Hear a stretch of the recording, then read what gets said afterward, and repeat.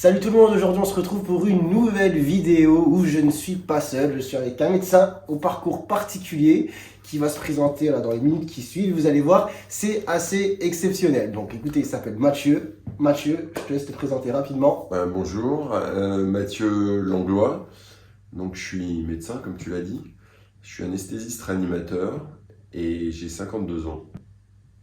C'est déjà une belle présentation. C'est déjà une belle présentation, mais du coup, quelle est la spécificité de ton parcours médical qui fait que ça dénote un petit peu par rapport justement à d'autres médecins? Alors des notes, je sais pas, j'ai un parcours qui est assez riche, oui. Parce que j'ai, tout au long de mon parcours médical, ce qui m'intéressait, c'était le lien humain, c'était l'expérience humaine, l'aventure humaine. Et donc j'ai toujours essayé d'être un peu curieux dans ce domaine et d'essayer d'aller voir un peu à droite à gauche, à l'hôpital, mais pas uniquement, en dehors de l'hôpital. Donc j'ai fait beaucoup de secours. Et puis du secours, quand j'étais jeune, je voulais être gendarme de haute montagne. Ah ok. Ouais, c'était parce que je faisais beaucoup de sport.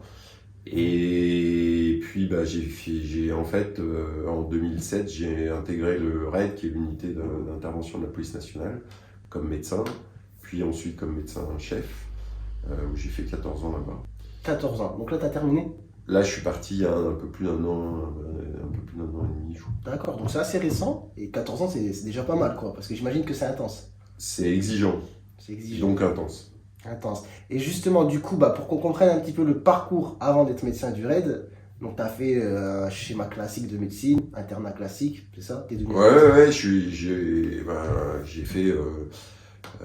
j'ai été dans ta région, Nord. dans le Nord, comme interne.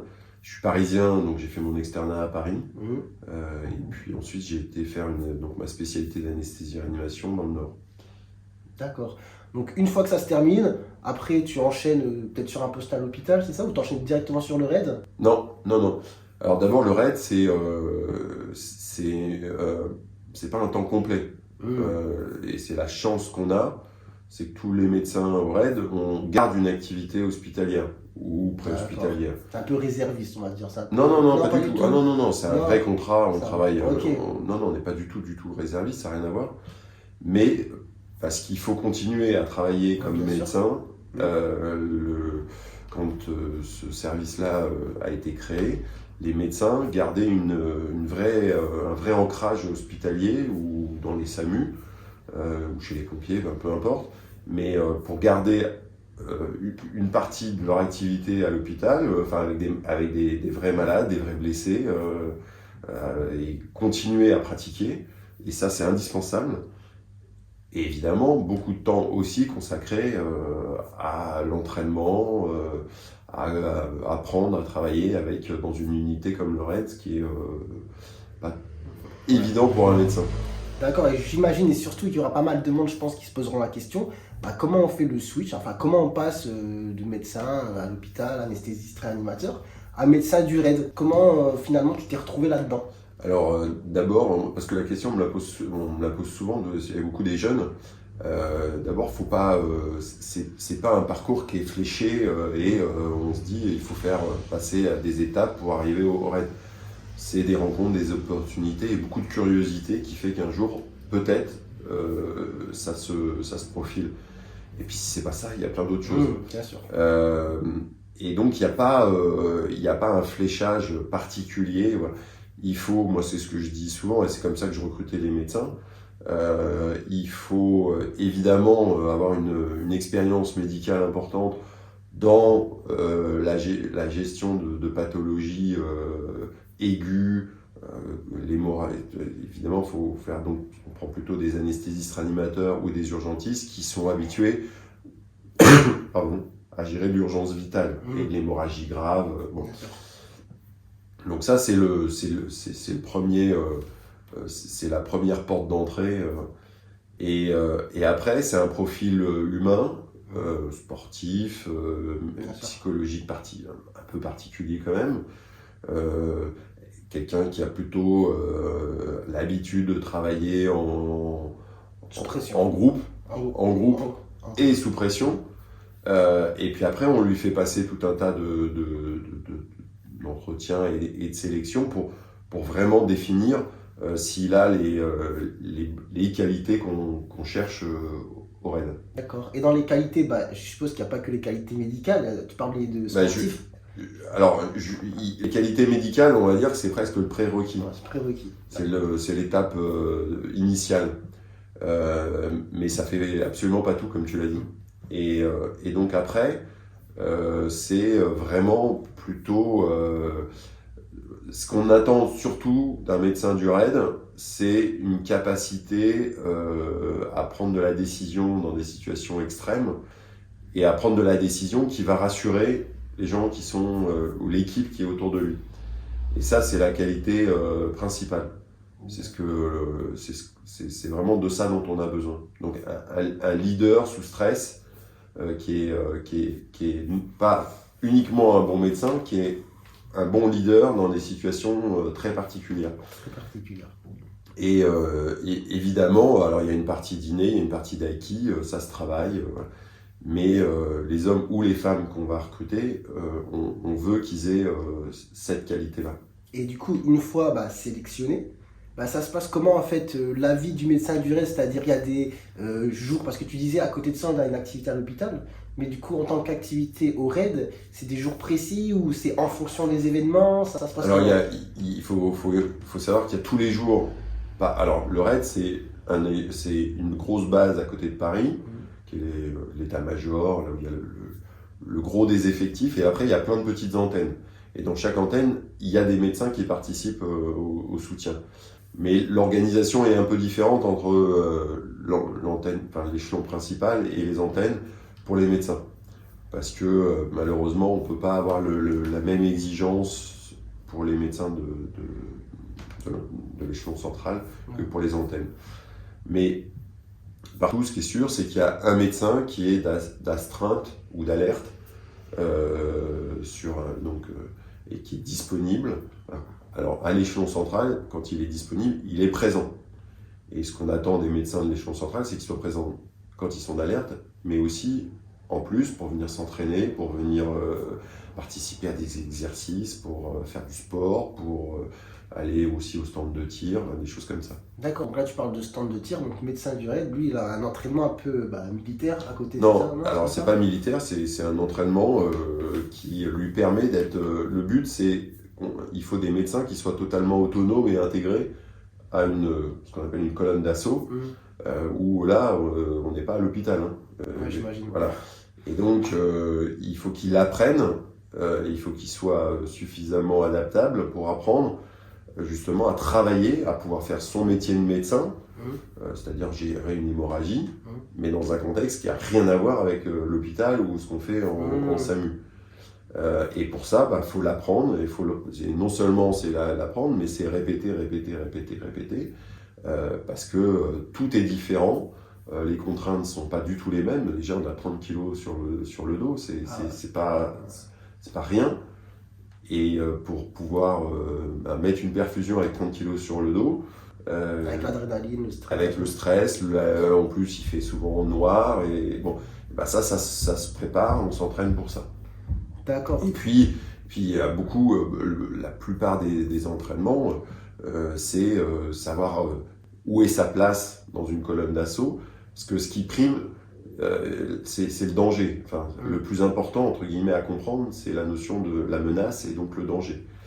Et donc, il faut déjà apprendre et avoir cette culture du danger et donc de l'intervention. Et là, c'est pas notre métier. Et donc là, on est forcément sous les ordres des policiers, d'un chef d'équipe, d'un commandant. Et c'est lui qui sait ou pas ce qu'il faut faire, où est-ce qu'il faut se placer, où est-ce que le médecin peut ou pas s'engager. Alors après, avec beaucoup d'entraînement, puis moi je te dis, j'ai passé quand même suffisamment d'années, j'ai vécu suffisamment de... On a une vraie autonomie et la confiance entre les policiers et le médecin, elle est totale. Donc ils savent très bien qu'on ne fera pas ce qu'il faut pas faire. Et ils savent très bien qu'on sera là s'ils ont besoin de nous. Voilà. Et on sait aussi très bien, ce qui a été le cas du Bataclan, parfois c'est aux médecins de prendre des initiatives et de montrer qu'il y a des choses aussi qu'il faut mettre en place, mais c'est vraiment en parfaite coordination entre les policiers du RAID et nous. D'accord, bah là tu parles de Bataclan, du coup c'est vrai que tu as dit que tu as travaillé 14 ans depuis 2007, donc toi tu es intervenu sur les, on va dire, les gros événements qui sont passés en France, là, comme le Ouais. Bataclan. Ah, j'en ai eu pas mal, ouais. Et Donc, bon, après, j'ai vécu les années, on va dire les années les plus sombres ouais. pour la France, mais pour le RAID. Après, voilà, c'était cette période qui Ouais. voulait ça. Bataclan, Charlie Hebdo, non? Bah, surtout, ça a commencé avec moi, la première intervention. Alors après, il faut pas imaginer on travaille que quand il y a les médias, hein. Oui, bien sûr, oui, j'imagine. C'est pas du tout ça la vie, heureusement, c'est pas ça. Mais la première intervention très médiatisée, ça a été l'assaut à Toulouse sur l'appartement de Mohamed Merah.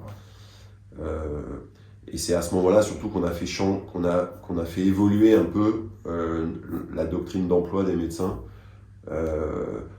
Où en 2012, on s'est dit, après l'affaire Merah, on s'est dit, oula, il faut aussi qu'on travaille sur ce qu'on appelle maintenant les tueries de masse. Et en 2012, donc, on a décidé avec les patrons de l'époque d'aller plus loin dans l'engagement des médecins et d'aller plus loin dans les outils qu'on pouvait avoir à notre disposition pour pouvoir être capable non pas de faire le sauvetage sous la menace ou sous le feu de 2-3 et policiers comme le forcené ou comme les otages, mais de 2-3 blessés par hémorragie grave, mais d'être capable de gérer ce qu'on appelle donc une tuerie, c'est-à-dire énormément de victimes, prises au piège d'une menace. Ça, on le fait évidemment en coordination avec les secours, mais les secours, ils sont bien au-delà de la zone de danger. C'est ce qui s'est passé avec Bataclan, du coup. Et ben, on a eu donc 3 ans entre 2012 et 2015 pour justement essayer de mettre en place des outils, de les préparer, de les travailler en exercice, d'innover, de voir comment on pouvait être le plus performant dans ce genre de situation. Après, oui, la réalité, c'est toujours différent Ouais, j'imagine. de l'exercice. Et du coup, quand on parle de choses médiatisées, ce qui parle aux gens, par exemple, pour mettre un petit peu en scène, on parle du Bataclan, donc on imagine un théâtre fermé, du monde, des gens qui sont blessés. Là, dans ce genre de situation, ton rôle à toi, c'est quoi sur place? Nous, l'objectif, il est très simple quand on... Pardon. L'objectif, il est très simple que ce soit... encore une fois, c'est quelque chose qu'on avait anticipé, qu'on avait préparé.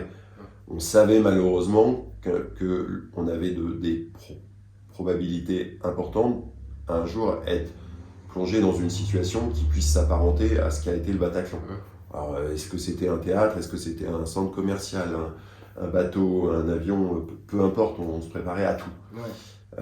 Mais avec un objectif qui était toujours le même, c'était que dans une situation où beaucoup de gens étaient blessés, pris au piège d'une menace, notre rôle en tant que médecin, c'était vraiment rapidement pouvoir apporter des solutions qui, sans attendre la fin de l'opération de police, nous permettent de faire des gestes de sauvetage, mais aussi de les extraire, les sortir et de les mettre en sécurité et ensuite les confier au secours. Parce que les mettre en sécurité, c'est déjà les sortir d'un environnement où il y a une énorme menace. Pendant que du coup, la brigade d'intervention, elle s'occupe Et pendant que les policiers, eux, s'occupent justement de l'aspect menace.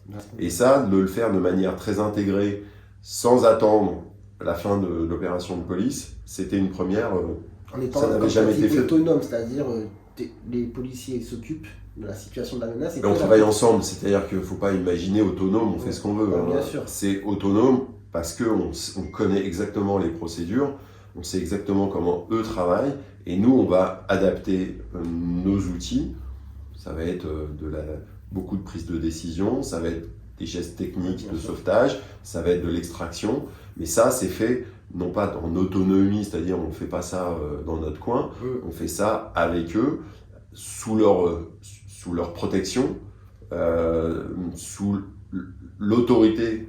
Moi, au Bataclan, quand on décide de rentrer dans la fosse pour sortir les victimes, je suis obligé de le faire valider par le commandant des opérations ou le patron du RAID. Mais mais parce qu'on l'a préparé longtemps à l'avance, parce qu'il y a beaucoup de confiance entre nous. Ils savent qu'à partir du moment où je propose ça, c'est qu'on est en capacité de le faire, et donc il faut juste le valider. Et le valider, ça veut dire bon, bah attends, voilà, ce qui s'est passé, c'est-à-dire on va mettre des tireurs aux quatre coins pour vous protéger, et ensuite, go. Donc, mais ça prend quelques secondes ou quelques minutes au maximum. Vous avez déjà des expériences par le passé qui font que vous avez l'habitude de travailler ensemble aussi. Mais c'est pas l'habitude de travailler ensemble. Ce que fait l'autre, on le sans même avoir forcément le retour. Il y a tellement de communion entre nous qu'on sait exactement où sont les autres et ce qu'ils font par habitude. On se connaît tellement et la confiance est tellement forte que chacun sait ce que fait ou pas l'autre et a confiance en ce qu'il fait. Ça ne veut pas dire qu'il ne faut pas de temps en temps être vigilant et puis qu'il y avait évidemment beaucoup de doutes et beaucoup d'agilité parce qu'on est confronté à l'incertitude en permanence. Mais c'est là où c'est très exigeant, c'est que c'est beaucoup de travail et de répétition d'exercices en permanence. Et du coup, pour ceux qui potentiellement seraient intéressés par ce genre d'exercice, justement face à des situations comme ça, quelles compétences, quelles qualités tu penses qu'il est important justement d'avoir pour pouvoir gérer ça, mais ensuite aussi par la suite l'encaisser, parce que j'imagine qu'il faut le digérer. Pardon, excusez-moi. Je regarde juste d'ailleurs si ça filme. Ouais, ça filme bien. Pour moi, je te l'ai dit au début, si tu veux, pour moi, ce qui compte, c'est les qualités humaines. Les qualités professionnelles, évidemment, il faut des médecins habitués, expérimentés, voilà. Mais ce qui est déterminant, c'est les qualités humaines. Et pour être performant dans ce genre de situation, c'est la qualité humaine du groupe qui va être le juge de paix.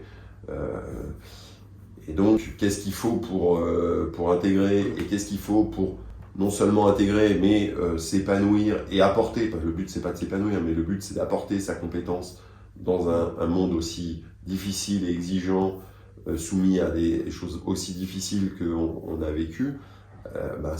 J'ai envie de te dire, c'est juste les qualités humaines. Alors, c'est juste. Ouais, un grand juste. Ça veut tout dire et ça paraît si simple et en même temps, c'est pour moi ce qui est plus compliqué. Et quand quand j'ai eu en charge d'animer le groupe, parce que je préfère parler d'animer un groupe que d'être chef, c'est ce qui est le plus compliqué parce qu'il faut prendre les qualités tout en ayant parfois évidemment les défauts de chacun et d'essayer de valoriser, de faire grandir tout le monde pour qu'on soit ensemble le plus performant possible. D'accord. Et du coup, tu as fait ça pendant 14 ans. J'imagine qu'au bout d'un certain moment, c'est quand même un exercice très fatigant. C'est justement qu'est-ce qui t'a poussé du coup à... C'est pas pour ça que je suis parti. Ah ok. Voilà. Mais je suis pas parti pour ça, mais oui, c'est très exigeant. Donc, alors ta question elle est bonne, c'est est-ce qu'il faut savoir partir? Oui. Voilà, c'est ce que je voulais dire. Avant que ce soit trop tard, évidemment. Voilà, mais je pense que j'avais encore quelques petites années. Ok. Après, voilà, c'est pas parce que j'étais au bout de ma life que je suis parti. Ouais, justement, c'est ce que je me posais comme question parce qu'en m'attaquant quand même, même si tu me dis que c'est une des affaires médiatisées, mais qu'à côté, j'imagine, il y en a plein d'autres aussi. Mais je vois très bien où tu veux venir. Tu vois, est-ce que je suis pas parti parce que j'ai mal digéré entre guillemets. Ouais, bien sûr. Ça, c'est pas vrai du tout. C'est des moments durs, mais d'abord on est recruté pour ça. Et puis après, moi je dis toujours, c'est-à-dire qu'on a en principe, on doit avoir les qualités humaines, et c'est pas individuel, hein, c'est collectif, pour justement être performant. Dans performance, il y a aussi... sur le long terme. C'est-à-dire être capable de les encaisser, et surtout, ce qui est le plus important, c'est être capable de s'améliorer, et d'en tirer tous les enseignements. Et c'est ça qui protège, je vais être franc avec toi, hein, c'est-à-dire ce qui protège le plus du psychotrauma, c'est ça que tu veux me faire dire, ce qui protège à mon avis le plus du psychotrauma, c'est d'être exigeant et en vérité. C'est-à-dire que si on ne triche pas, ça ne veut pas dire que de temps en temps on ne fait pas des merdes, hein, de temps en temps, voilà. Mais si tu triches pas avec toi-même et si tu triches pas vis-à-vis de tes collègues et de ton collectif, ben, c'est le meilleur moyen de se protéger, y compris d'événements aussi dramatiques que le 13 novembre.